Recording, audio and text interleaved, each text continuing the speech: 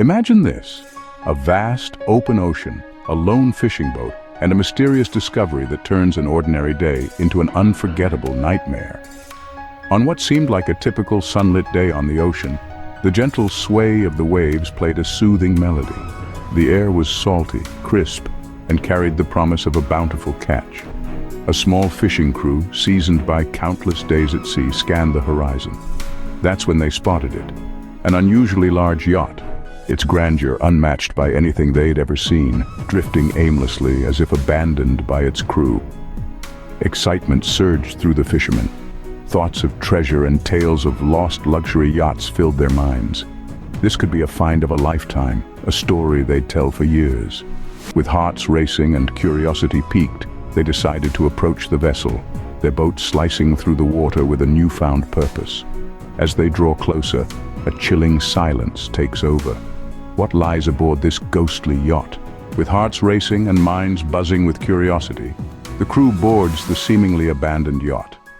As their feet touch the polished deck, a hush falls over them, the kind of silence that presses in on the ears and quickens the pulse. The sea whispers against the hull, the only sound in a tableau that feels frozen in time. Stepping onto the yacht, the crew members find themselves enveloped in an atmosphere thick with mystery. The yacht itself is a marvel of luxury, its surfaces gleaming under the sun, cushions plump and untouched, as if waiting for guests that never arrived. Yet, there's an undeniable eeriness to its perfection, a quiet so profound it feels like a held breath. As they move deeper into the vessel, one of the crew calls out, "Hello? Is anyone here?" His voice echoes slightly, bouncing off the high-end finishes and polished wood interiors, then fades into a stifling silence. No reply comes. They call out again, their voices more tentative this time, the unease palpable in the air. Deciding to cover more ground, the crew splits up, each member taking a different direction. Some head towards the cabins, others to the bridge, while a few descend into the lower decks. Each step seems to echo, a stark reminder of the yacht's emptiness. In the cabins, the beds are neatly made, personal items laid out as if their owners would return at any moment. On the bridge, the navigation equipment still glows, the radar sweeping silently over a blank screen. Below deck, the engine room hums with the residual warmth of machinery that has not long been shut down. As each crew member wanders through this ghostly scene, the sense of abandonment grows. The air holds a chill that doesn't match the warmth of the sun above. It's as if the yacht itself is holding its breath, waiting. As they delve deeper into the yacht, a cold shiver runs down their spines. Are they truly alone? Suddenly, whispers echo through the corridors, though no one is in sight. The crew members, seasoned by the salty winds and vast ocean expanses, find themselves grappling with an unfamiliar adversary. As they delve deeper into the abandoned yacht, faint whispers curl around the corners of their awareness, elusive yet persistent. These are not the creaks and groans of an old vessel. They are distinct, hushed tones, as if secrets are being exchanged in a language just beyond comprehension. The whispers are accompanied by soft footsteps, a sound out of place on the seemingly empty yacht. The crew pauses, glancing over their shoulders, expecting to see a fellow shipmate or perhaps a stowaway, but each time they are met only with the emptiness of the corridor and the eerie quiet that follows the disembodied footsteps. Amidst these auditory mysteries, the electronic equipment aboard the yacht begins to falter. Radios crackle and spit static as if resisting the intrusion of an unseen force. Navigation tools, usually reliable as the North Star, flicker erratically, their screens washed with inexplicable bursts of interference. The crew's attempts to communicate with their own vessel are met with nothing but the mocking hiss of static, isolating them further in this nautical no-man's land. As the atmosphere thickens with dread, the unease among the crew members grows palpable. Their eyes dart nervously, hands tighten around makeshift weapons, and whispers of their own begin to mirror those that fill the air. Their exploration leads them to personal belongings scattered about: a half-drunk cup of coffee, a warm jacket draped over a chair, a book left open as if just put down. These items, appearing recently used, paint a haunting picture of presence where there should be none. The air grows thick with tension, whispers growing louder. What are these unseen voices trying to say? As the crew members stand, rooted in a mix of fear and fascination, they realize that this ghost ship might be home to more than just the echoes of the lost. What secrets does it hold in its silent depths, and at what cost will they come to light? In the yacht's grand salon, a mirror reflects more than just the room. The opulent space, designed for laughter and lively conversations, now hosts an eerie silence, broken only by the soft creaks of the ship swaying gently in the ocean's embrace. As the crew members explore, one of them pauses. A reflection catches his eye, a shadow flitting across the polished surface of the large, ornate mirror hanging against the far wall. But the shadow doesn't match anyone in the room. The crew huddles closer, their eyes darting around the salon. The air grows thick with unease. Methodically, they begin to search the area, checking behind drapes and under furniture, but find no hidden doors or secret passageways. The room is sealed, a singular, luxurious chamber with no escape routes or unseen corners.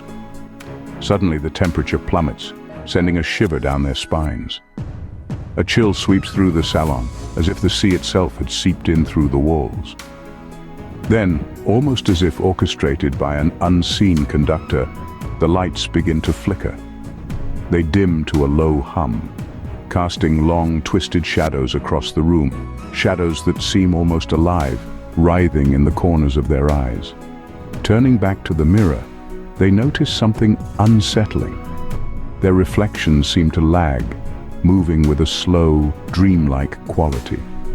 One crew member raises his hand, and his reflection hesitates, mimicking the movement with a delay. Another crew member waves frantically, only to see his reflection stand still, staring back with hollow eyes that don't belong to the sea or the world they know. The room feels smaller, the walls inching closer, as if the mirror itself is drawing them into its depths. Their reflections begin to twist and distort, faces elongating, eyes darkening. It's as though the mirror is no longer a gateway to a reflected reality, but a portal to something darker, something unknown. As reality bends in the reflection, fear grips their hearts. Are they witnessing a breach between worlds? One by one, crew members start to disappear, as if swallowed by the yacht itself. The sun, once a reassuring presence, now casts an eerie glow over the deck, making the shadows seem deeper, more menacing.